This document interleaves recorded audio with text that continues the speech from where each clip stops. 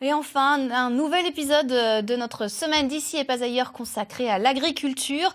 Vous allez découvrir ce soir une culture assez étonnante, l'aquaponie, un cercle vertueux qui permet à la fois de faire pousser des plantes et d'élever des poissons. Sandra Julien, Paul-Antoine Boudet.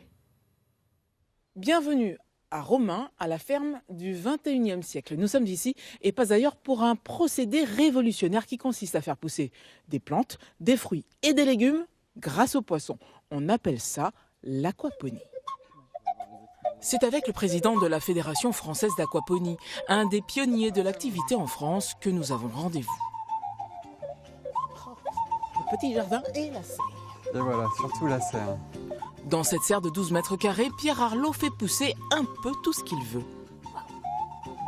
C'est pas la folie par rapport au printemps, mais il y a quelques plantes. J'ai fait des boutures d'épinards de longévité, des boutures de laurier, de thym, de la menthe. Là, il y a des oignons, de la coriandre, de l'ail et ici du chou kale. Là, on cultive en raft, donc c'est sur des radeaux.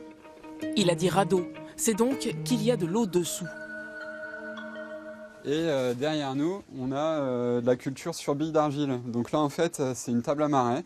On a l'eau qui arrive ici. Elle monte, ça fait à peu près 30 cm de profondeur. L'eau monte et grâce à un système de marais, elle redescend d'un coup sous nos pieds, là, dans le bac à poissons. D'accord. Parce qu'il y a des poissons là-dessous. Ah ouais.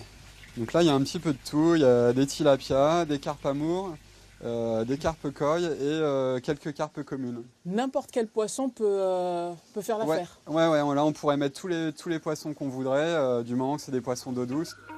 Sur cette île qui ne dit pas son nom, des pommiers, des pieds de vigne, des fraisiers et des tomates ont vu le jour. Bon, je suppose que tu ne fais pas tout là. Non, on va aller dans le QG maintenant. Le QG, ouf, le QG. Si Pierre s'est lancé dans l'aquaponie, c'est parce qu'il est convaincu que la nature, sans être bousculée, juste un peu aidée, sait se montrer généreuse et même reconnaissante. Ah oui, alors ici, ça ressemble à un laboratoire. Ouais, c'est le QG de la Fédération française d'aquaponie. Donc c'est là que les formations se passent, qu'on fait une partie des ateliers. Ouais. Et puis là, ici, il y a quelques plantes qui poussent. N'importe qui peut installer ce genre de système chez lui. N'importe qui. Ouais, n'importe qui. C'est pas très dur. Il suffit d'avoir un aquarium, des poissons, des plantes. Et puis après, ça se fait un petit peu tout seul. On nourrit les poissons font des déjections.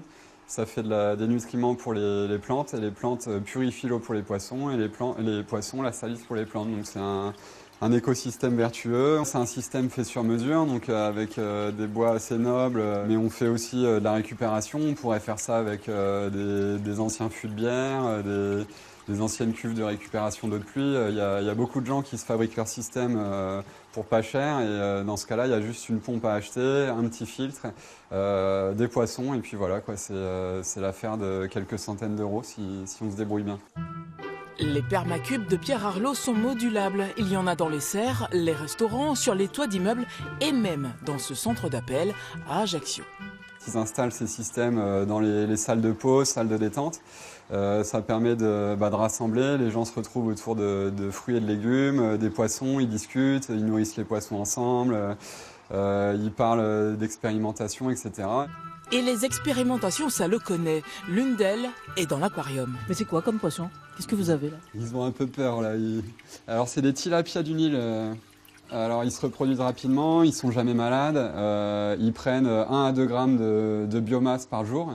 Donc on arrive à des poissons de 400 à 600 grammes au bout de 6 mois. Donc on peut les manger, ça fait un bon filet. C'est vraiment le poisson idéal pour l'aquaponie.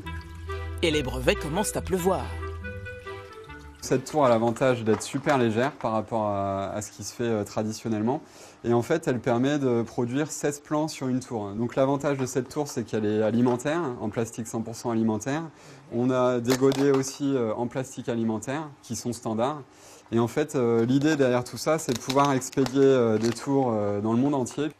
Alors, donc là, on plie la tour. Hop. Et maintenant, on va mettre les petites graines là-dedans. Ça, c'est pas de la terre, hein. Qu'est-ce que c'est? Laine de roche. De la laine de roche. Ouais. On pourrait faire ça dans de la terre, dans de la fibre de coco.